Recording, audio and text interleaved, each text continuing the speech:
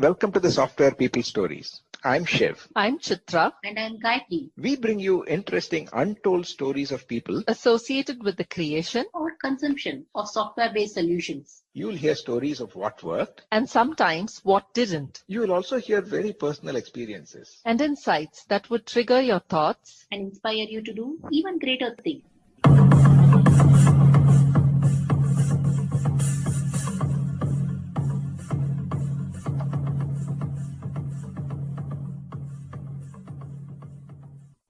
Today, I'm in conversation with Muktesh Murthy, the head of information security practice at an IT major with close to 3 decades of experience. Muktesh shares a story and touches upon his school days and starting his career in hotel management and then switching to computers as he wanted to play roles where he can directly influence the results, and taking on roles such as account management that gave him a larger understanding of enterprises, and his motivation to acquire various certifications and the desire to learn from everybody, and how he expanded his knowledge around standards as new specializations were introduced in the areas of information security, business continuity, etc.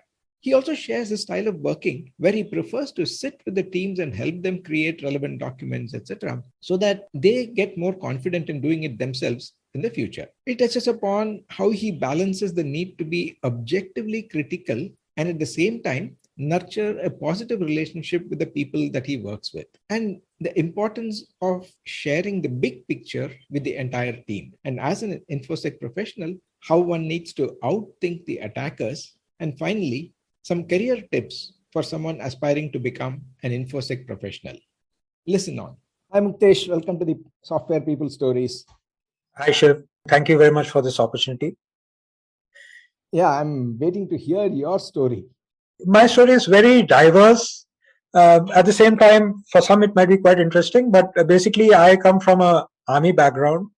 So my father was in the army. He retired in 1986. We have traveled all over India, in multiple locations. We did our schooling initially in convents, and then thanks to being in the government facility, we Kendriya Vidyalayas. And so I passed out from multiple locations, be it Tezpur in Assam to Hyderabad to Delhi, and in Delhi also 2 places, one in Delhi cantonment and then from Tego Garden. And then the interesting part was after I finished my 12th, I had 2 options. One, I was a commerce grad in my 11th and 12th. I did my accounts, commerce and economics as my subjects. And then I had either BCom, or there was a very interesting article which came out on advertisement on hotel management. So I applied for both. And fortunately, I got both. But my leanings were more towards the hotel industry because I felt if I do my BCom, then I have to do MCom, then I have to do CA. And I was not interested in doing 8 or 9 years of studies. So I just thought, let me do my 3 years of hotel management and start, self-funding myself. And which is what I did. So I joined the hotel management industry in 85, from Hyderabad. Catering College. I passed out in 88, worked in the industry till 92. And then in 92, I had a very interesting proposition where my brother's classmate was a faculty at NIIT, and then I did a 2-year course from NIIT, and then I felt I will be able to do more, a better justice to my own self, because hotel industry is, if all of you understand, is a labor intensive industry where your job is dependent on maybe 20 other people. So if you don't serve your dish properly, the cook has to be blamed, or if your bed is not done properly, your housekeeping guy has to be blamed, or your cashier has not done his job, you get beaten up. So I said, this is too many variables where you are gauged on or you don't have control on. So I guess I just did my 2-year course from NIT, left the hotel industry in 92, passed out my NIT in 93 October, and I've been in IT since, and this is my 28th year completion, running my 29th in IT now. Shift. So it's been and in IT also I've played multiple roles. I was a hardcore developer on MF COBOL, which is Micro Focus COBOL, and DBase in 93, to Power Builder, to Java J2E, and then got into pure play project management, then went abroad for around 5 years to do account management, and then got into database ODCs, which is more into data structures, ETLs, etc. And to cut it short, today I am more into the information security space, where I am handling information security posture, including data privacy. I am presently working as a practice head in Tech Mahindra, basically representing a group called the Business Excellence Group. So we are like a consulting arm. And with my varied skills, I'm a PMP plus Prince 2 practitioner holder. I am an ITIL plus ISO holder for 20,000. And I'm a ISO certified auditor for 5 ISO standards. 27,001, which is information security, 20,000, which is service management, 22,301 business continuity, 27,701, which is data privacy, and 9,001 QMS. I'm COBIT certified. I'm also PCI DSS certified and Safe Agilist. Just that many. So it just keeps me just that. I like to keep myself warm in a lot of these places. So I just keep touching all these areas to ensure that I'm not a single track horse which runs around. So I'm able to get a handle on all these areas. So that's pretty much as a nutshell. I'm in Bangalore right now. So my wife works for a school. My two sons, my elder son is doing his final year BSc psychology from Christ, and my younger guy is in 12th. Wonderful. Now I have probably enough questions that we can talk for a couple of hours at least.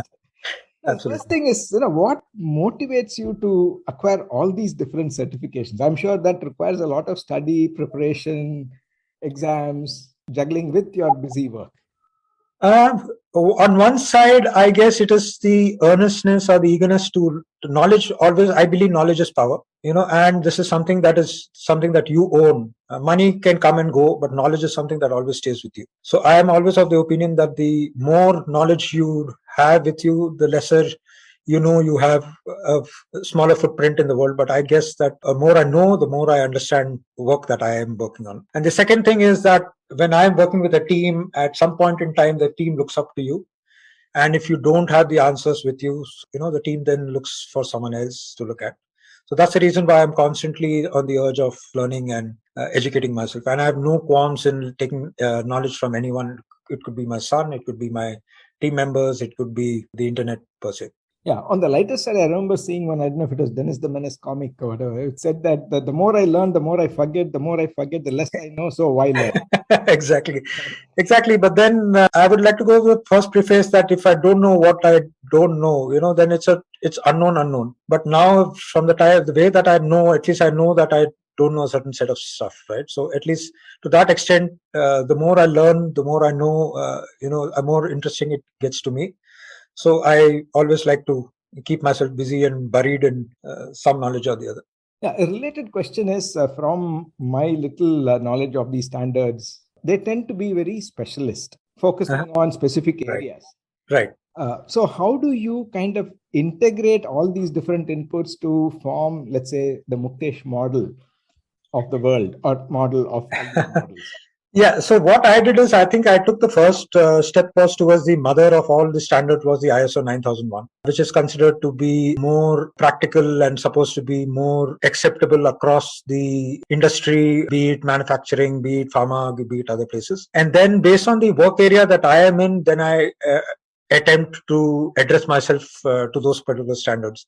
Like when I started, I was a 9001 auditor for close to 10 years plus, because I felt that 9K was what was the need of the hour.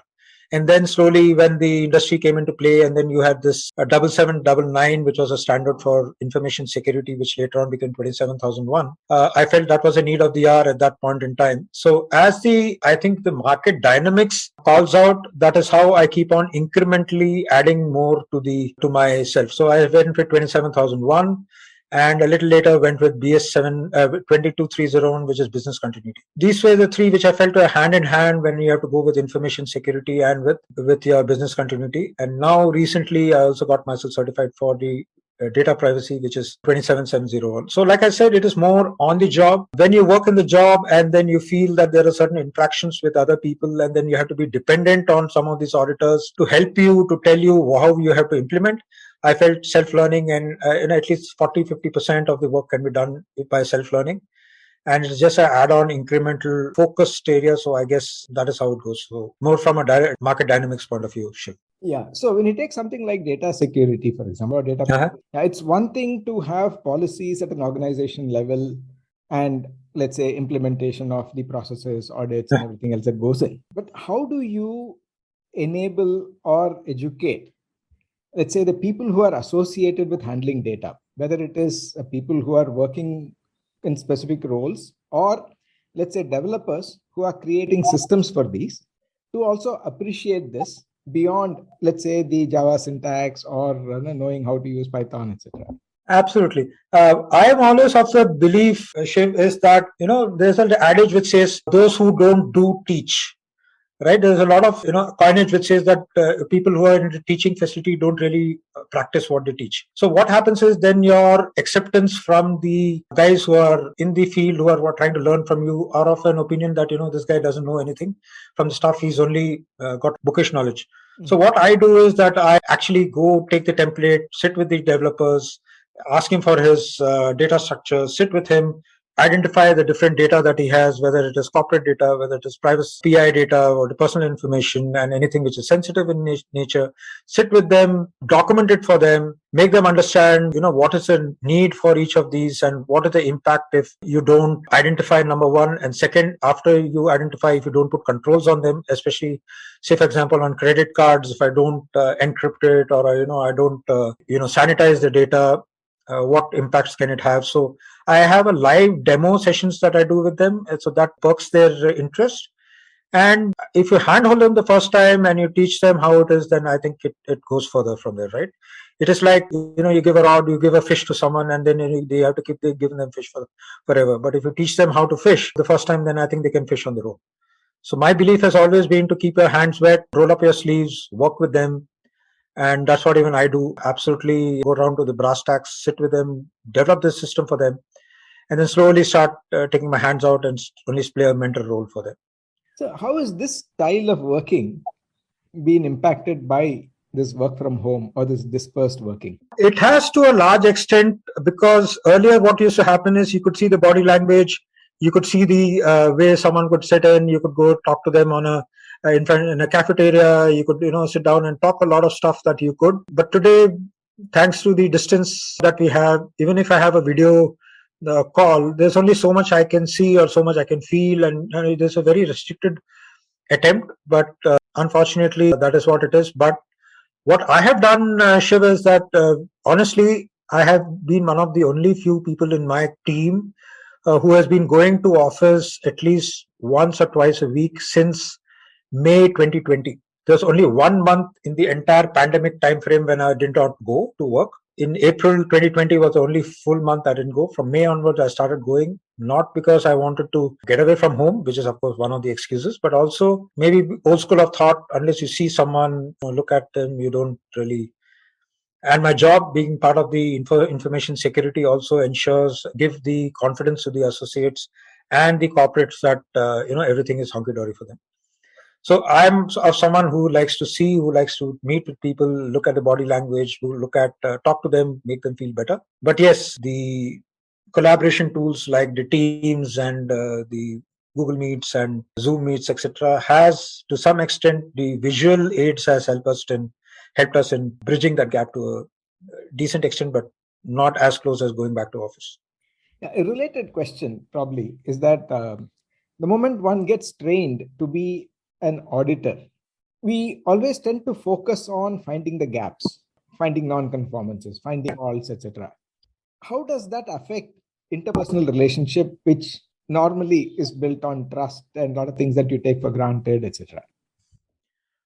Absolutely.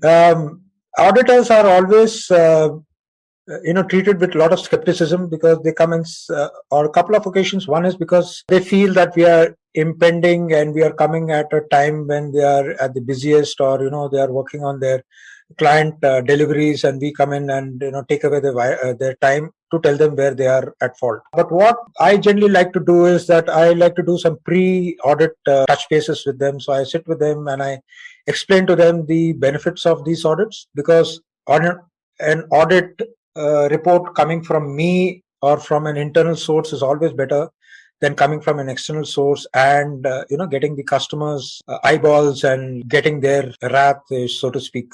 I got a live example in one of the accounts that I worked with. It was a leading FMCG in Europe. We had a long association with them for almost like 15 years. And it had around 2,500 people working with us for almost 15 years. One day the client came in. We had not done any audits with them for almost 4-5 years. They came in and they gave us maybe close to almost 20 NCs in a period of around 3 or 4 days, to an extent where it actually came down to the fact where they were almost willing to pull the account from us. And then one of senior leaders had to fly immediately to their headquarters, ask for a time frame. So I had to sit down. I implemented the entire information security posture, that is the 27001 standard. We had a third party who came and audited us. 6 months later, everything was honky-dory and everyone were happy. It was a win-win for all of us. So it is always better to, and like we say, the cost of defect is always cheaper when you catch it earlier than when you catch it later, and including the embarrassment and the amount of hardships that we have to undergo. So these things have to be informed to them in a right and polite manner.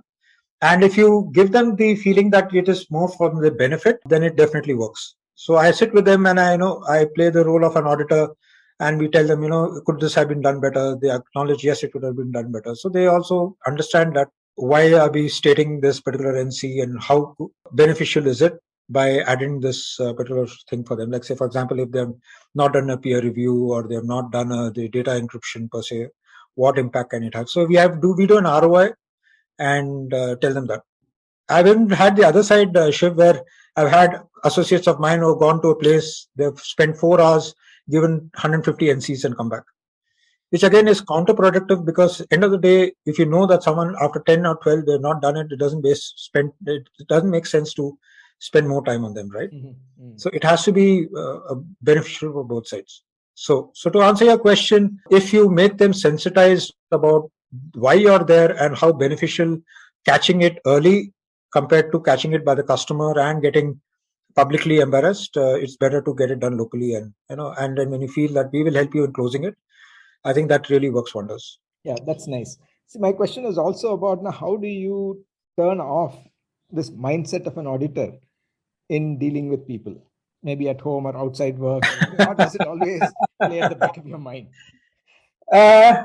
It does get a little difficult, but then yes, see, when I'm not playing an official role, automatically then I have multiple set of hats that I wear, because like I said, I'm from a consulting arm. So I do have a service management hat. I do play a project management hat. So in all these areas, or I have a trainer hat that I end up playing. So when I play any of these roles, so then I have, over the years, it has taken some time, but then I definitely switch off the gear. I may write it down and then, talk to them after the field, stating that, this is what I observed, and then you can take it from there. So when I play each of these hats, I automatically play those roles shift. So it has taken some time, but then yes, if I'm a project manager, say, I end up doing the work breakdown structures or sitting and doing the plans, etc. If I'm a service management guy, sitting and doing the incident management roles or playing those roles, it just kind of takes time. But then I think you have to school yourself and take those hats on. Only when someone comes and asks you, what should I be doing? And I, in all honesty, I only give answers when someone asks me to do it, and I don't give it out of my free will, because a lot of people don't like the idea of getting advices when not needed. That's something which I have learned maybe the hard way. So I go back to something that you mentioned about your first career in hospitality. And you mentioned that one of the reasons was that there were too many variables and too many people, and things are not too many moving parts. But even in IT, aren't there too many moving parts that are beyond your control, particularly for InfoSec, with a large portfolio that you handle with a responsibility? How? It does.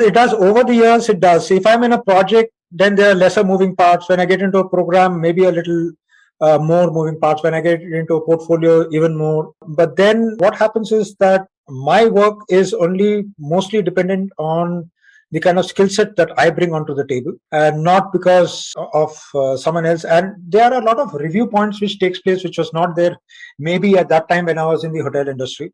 Like say, for example, if the food was not, if it had been tasted properly by someone, then maybe I wouldn't have got beaten up. If someone had gone and reviewed and done the beds properly, then maybe I would not have got beaten up. Or if the coffee was already tested and given to someone, it would have been. But having said that, I still feel that it is a very, very labor-intensive activity because it is purely dependent on people. Of course, today a little more automation has come into play. But come IT, I think a lot more IT, I think automation and computerization has taken away some of the person dependency in terms of reviews, in terms of calculations, in terms of reports, dashboards, which aids, which is more complementing than it was during my heydays. Yeah, you brought out a very nice point. At least maybe that's the way I heard it, which is when you said, taste the food, etc. This is about keeping the customer in mind. So again, for InfoSec type of topics, when we need to have things under control, cannot go wrong. How do you develop or how do you help the teams who are the process executors develop an empathy for the larger purpose and why these things are being done? I always believe in sharing my information. I am of the mindset that if my team is not convinced, like I used to be when I was, if I am not convinced, I will not be able to convince my team. So I have always been of the opinion that I need to first get convinced before I am able to convince my team. So this empathy comes from the fact that I first need to give them this storyboard as to why we are doing this particular activity. How does it help you, number one, but beyond that, how does it help the customer if you do this work? How big are you in this entire cog? How big is your cog in the entire wheel that you are working with? So if you don't bring that up to anyway, customer is always someone who needs or who has requirements from his point of view. But when it comes to us, what happens is that if I just give them a piece of code and tell them do it, they have no idea where this fits in and how does it relate to the entire big picture. So I sit with them, I explain to them that this particular piece of work is something which helps in fitting this part of the puzzle. And when you sit with this part of the puzzle, what happens is it gives them a big story and it makes them feel important that this is an activity which will really help the customer in this particular area. Say, for example, I'm only even asking for a report per se. They might feel that it's just a small little report with around 4 different bars or with one pie chart. But when I tell them that this pie chart is expected to give them decision making at the senior level, which helps them in taking decisions of, getting purchase orders or getting values worth around, say, $50 million per annum, it really, piques their interest and they feel more empathized. So for me, unless they get more information, they feel wanted and they feel important that they are part of the system, things don't work. So that has been my philosophy till date, and it has in most cases they're not always worked. A related thing is nowadays these phishing attacks or the human engineering and things are becoming more and more spamming. When the teams are distributed and they don't have this kind of an immediate support, they are working, say, in a family when multiple people are working, etc. How do you bring that awareness, or what do you think is needed to bring in that culture of InfoSec in the way of working? I think it is a constant reminder, which we used to do earlier. I remember when we used to do our InfoSec trainings, we used to do it only once when the associate came and joined the account. And till the time he or she left, there was no intimations, nothing which came up, in terms of reminders. So they would come and do their own bit, go off, and we would never be aware of any of these. But thanks to the kind of tools, whether it is proactive or reactive tools, which helps us to identify certain spams, or you could talk about DLP, which is a data leakage preventions, where I recently had a case where someone had shipped close to around 300 files to his personal account from different locations to his personal account, and our DLP solution caught it. So what we do is we take inside these examples to all the others, and every month I have awareness sessions taking place. We have posters that go out. We have emailers that go out. We have tests that are expected to be done every quarter. So what is happening is that the number of eyeballs and number of people coming and constantly reminding you. And the other thing is there's absolute zero tolerance to information security today. I may have an error in my code, which I may still be okay with. But even the slightest of information security violation that happens is immediate termination for us. So there is zero tolerance, and it has been proven, and we keep reminding them. And in every engagement of mine, whether it is on a call, whether it is on a training, whether it's on an email, even if I go to my own team members, constant reminding them of this particular activity. In fact, there's a very interesting thing that we do. I'm not sure if it is done in other places. Every time we do a meeting, we do something called SHE, which is called SHE, which is safety, health, and environment. So this is how we start each and every meeting of ours, irrespective of whether it is a personally meeting, whether it is a video call, whether it is a audio call, whether it is a training. We always do a SHE update, which is on security, health, and environment.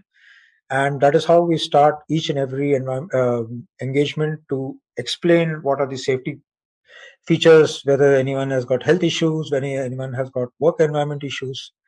So what it does is it sensitizes the person that, there is someone watching, big brother in whatever form, and we are there to help you open doors. But if something happens, then God bless you. So what does it take for someone to become an InfoSec professional? Mindset. Honestly, it is a mindset. It is a thankless job. It is constantly, there are people who can come and, say a lot of things to you. So you have to be prepared for the long haul. I have been in the system especially in the InfoSec system, for the last almost 18 years now. And it doesn't get any easier. It just keeps the same. He says, same wine, new bottle, whatever you may say. One is, you need to have a very strong mindset that you are willing to take a long haul, number one. Number two, you need to have a auditor's mindset that you are willing to go the entire length and depth. Because a lot of people, what they do is they'll come around, they'll just look at you, and just for the sake of doing an audit, they'll just say, come and do an audit and move on. I've had cases in engagements where people say, what, I'm expected to give you 2 NCs because that's what my boss has given a target to. So he'll find some of the most frivolous audits, and he'll say, what, the door in your thing is left side facing. I had a case like that, Shiv. In one of my engagements, there was an auditor who came and said, your fire extinguisher is some 18 feet out of the door, when it should be some 15 feet out of the door. So I find that to be, counterproductive. Is that an NC that you need to give me? How does it really help if it is 15 to 18 feet, right? No, it should be closer. That is what it is. So if someone does not have the earnesty in which you are trying to give the NCs. I also had one more case of a very curious guy who came down and he opened someone's drawer and he said, that guy is keeping food inside his drawer, so I'm going to give you an NC. So I said, do you even realize why that guy has put food? Maybe he's diabetic. Maybe the person has got pregnancy issues. He's got maybe some medical reasons for putting, and you're opening someone's drawer without his or her permission. So any job that you take, it has to be you have to do it for a long haul. There are no shortcuts to any of the job that you do. Second, you need to have a mindset that you are there to make a difference and not only to tick a box. So if you are there to make a difference, you feel that you have there, and after this many years, if there is something that you can give back to the system, you can give back to the engagement, I think then you have ticked most of the boxes. So nowadays, I also read about, when it comes to InfoSec and security, beyond defensive, there are also offensive measures that companies are starting to take. Correct. So does that Absolutely. also form part of the policies and how you deploy these? And absolutely. In that case, how do you outthink the attackers, so to say? We have all been there and done that, right? So it's like your own kid coming and telling you, trying to tell you, that you go and tell your kid, boss, I've been in the same school, I'm the principal, and you're trying to tell me what to do. We have all done that. We have bunked classes at certain points in time. So what we do is we have to outthink them by doing surprise checks, by trying and talking to them. Of course, there are other measures which are proactive in nature, like your DLP, where you go and sniff their emails around. You do surprise audits. You go and do surprise interviews of people who are sitting there and try to understand, or look at their reports and do a surprise checks, or look at the reports at the end of what has been sent across, do a sampling of what work they have celebrated. So what happens is, at every point in time, some amount of complacency comes into play. Now, if I've been doing the same job for the same year for the last 3 years, and I say, oh, you know what, this guy can do it later. So one day I just go and I do this, I go sample the report, and I said, hey, you know what, you just did this around 2 months ago. This is what I think you missed out on.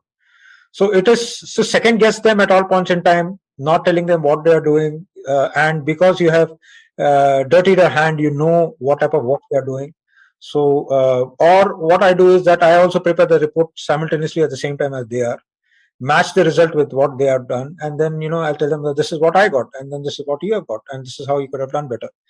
So second guessing them, doing their job maybe faster, doing their job and sensitizing them, and of course proactive tools, automated tools, and all that really helps us in upping our game at all points in time. Yeah, I didn't realize time flies. No, but I normally have a favorite question I ask all the guests, which is about career tips who are considering a career in IT, as well as those in the mid-career who want to look for a change. In your case, particularly, if somebody wants to be an InfoSec professional, say at entry level, or if I've been doing something else, first, how do I know I would like InfoSec, and how do I become an InfoSec professional? Perfect. So I'll answer your question on the what should you do for InfoSec first. So first thing is, I think the easiest way is to talk to someone who's been in the system, to try and understand, because when you go and do your Google searches, you get maybe plethora, maybe 10,000 different items of what InfoSec is all about. But unless and until you hear it from someone close enough, you will not really get an idea as to what it is all about. And yes, it could be a little clouded. So I generally like to do is that you'd like to talk to a couple of people in two different levels, one maybe in the same level of you are in, and one with someone who's a little more senior. So you get the depth and you get the height of the entire area of what InfoSec is all about.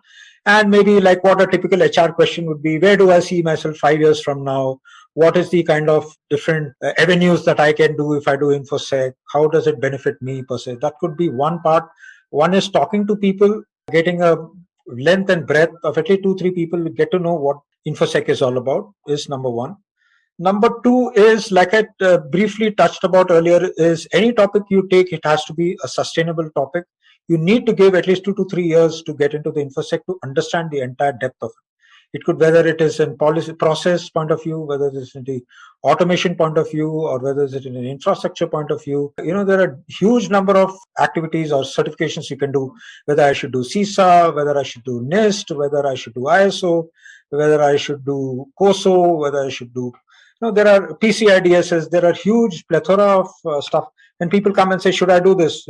I have a few sets of standard questions that I need to ask them. What have you done before? Why do you need to do this? So someone says, I had a case yesterday, one of my colleagues came and said, customer wants me to do. So I said, customer wants you to do, it costs you around, 100,000 rupees. Do you really feel that you need to do it? Can the customer pay? I said, customer won't pay. So you need to understand, one, it has to come from your heart. It has to be something which is passion driven, not something which is customer driven or which is management driven, because there's only so much drive, so much motivation you have when someone else comes in and tells you to do. But when you have your own drive, when you have your own motivation, automatically the rest of the bills are always ticked in. Like for me, InfoSec, I know that it gives me a huge amount of visibility to the senior management, because InfoSec, you do not report to anyone in delivery. You report to someone, the senior management. So your doors automatically open for you. Number one. Number two, it also, at some point in time, when you're giving back to the system. So, and it is a long haul. I've done it for 15 years and I've been doing auditing since 2000, which is almost like 22 years now. So there's a huge amount of learning that you have, which you would like to flow back and which makes it better for you. Like I always say, if you do improvements in one and you use it in the second, reuse capability, it always helps you to improve better and better. So to answer your question in a short term, what would it help and why would someone want to do InfoSec is because the volume of non-compliances, number of attacks that we are having is immense. And unless everyone is educated, we do it in our normal lives. When you get out of the house, we close the door, close the windows. When you go for a long haul, we, switch off our TV, switch off all these things and go. We do it in a normal life. Why can't we? Including the fact I also tell people, you also lock your phone with either a password or with a voice or with a photograph, whatever it is. So when I can do it in my personal life, why should you not do it with customer data? Why should you not do it with customer processes? It is just an extension of the work that you do. So when you're doing it in your normal life, it's all the more important. You're being paid for a customer's data. So you cannot be taking it lying down. So these are certain brass tacks. And someone in middle management wants to get into InfoSec, my humble suggestion would be read up, and also take it as an allied, subject. Get into one of the certifications, maybe a CISA, CSIM, CISSP, PCI DSS. Take it as additional stuff. If you feel you like it, you've tasted it, talk to a few people, work on it for a couple of years. If you like it, continue. If you don't like it, you can always move back. I have played all roles. I've been a project development guy. I've been a project management person. I've been an account holder management guy. I've been into quality, compliance, risk. Each of them are as good or as bad as you. There's nothing right or wrong. It's again on the personality per se. If there's someone who's very boisterous or someone he may not really like to do too much of an auditing, but someone who's very close and who's more finicky about an OCD about certain stuff, automatically they like to get gelled into auditing, when they are nitpicking certain stuff. So I really look for some of these kind of areas where, auditing is not someone's cup of tea for everyone per se. So you need to have that panache and you need to have that drive to do audits, not nitpicking, but there's a subtle difference between nitpicking and auditing per se. Yeah, that's a very comprehensive answer. So I have a corollary question. For someone to be an InfoSec professional, is it only the process or should one also keep abreast of technology constantly? Absolutely. Technology is also part of the process because there are a lot of processes which are now getting automated, so to speak, and as an allied activity, you've got tools and processes which also come into play from a security point of view. Maybe if it is like a penetration testing or, we call it VAPT, or someone may want to do, sniffing and different tools that are used for, say, you use it in a SOC, which is a security operational control measurement where you're doing monitoring tools are there. So you have tools for every activity, be it, software testing, be it automated testing, be it user access management testing, penetration testing. There are a huge number of tools that are used. So if you don't understand the dynamics of what each of these tools do or processes do or, compliance measurements do, it's going to get difficult. Like I've started reading up on something called SWIFT. SWIFT is a compliance measurement which has come from a Belgian account for transacting between two different banks. We also have SWIFT codes like we have IFSC codes. So that itself is a different ballgame altogether. There's a process, but along with the process, there are certain tools which do some of these activities. Mm-hmm. So yes, it is a complementary activity. You have to understand tools to also work with in these software information security space per se. That's good. So that's about all the time we have for this conversation, Muktesh. Thanks a lot for sharing your story and your perspectives on InfoSec, which is a very, very growing and very important subject. Yeah, thank you. My pleasure, Shiv. Take care. Thanks a lot. And all the best to all the associates who are thinking of getting into this line. It is a line which has a long haul and which is very, very reassuring at the end of the day when you know that you're keeping systems safe for yourself and for the customer. Thank you, Shiv.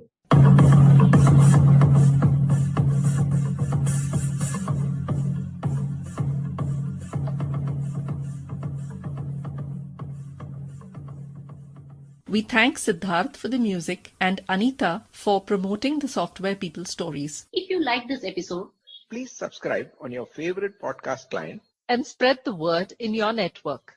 If you'd like to share your story, contact us at podcasts@pm-powerconsulting.com.